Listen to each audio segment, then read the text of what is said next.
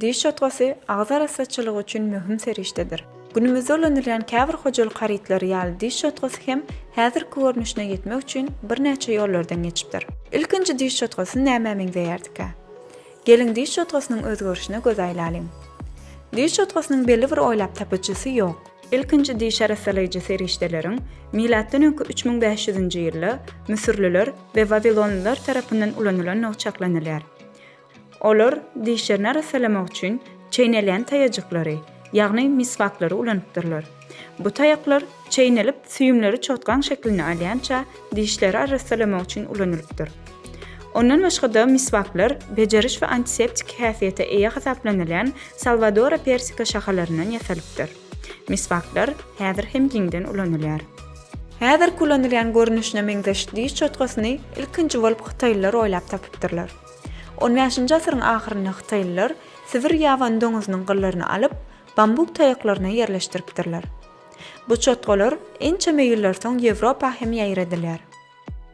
Sibir ýawan doňuzynyň gyllarynyň gatylygy sebäpli bu çotgalar diş etleri ýumşak bolan adamlar üçin oňoýly däldi.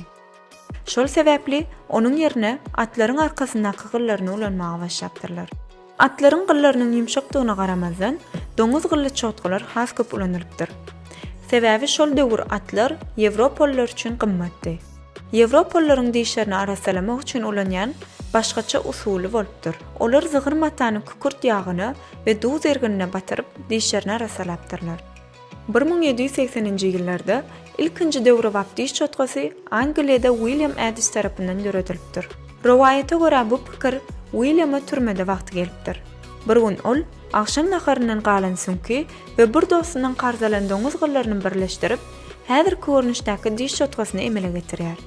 Türmeden azad edileninden soň William diş çotgalaryny ýyzgyderli öndüren ilkinji adam bolupdyr. Ol çotgalaryny sygyryň çynkynyň hem de guyrugynyň gyllaryndan ýasapdyr. Birinji jahan uruşy döwründe çorba sünkyne bolan zerurlyk çotga tutawaşlarynyň has möhümdi. Bu bolsa selluloid tutawaşlarynyň döremegine sebäp boldy. 1937-nji ýylda Wales Canadasynyň DuPont laboratoriýasynda naylon önümçiliginiň başlanmagy bilen haýwan gyllaryndan ýasalan diş çotgalary ulanışdan galyp başlapdyr. Naylon filament önümçiliginiň arzan bolmagy hem de gyllaryny isleňe görä saglap bilmek mümkinçiligi ýaly gowy taraplary onuň haýwan tüýleriniň ýerine ulanylmagy üçin ýeterlik sebäplerdi.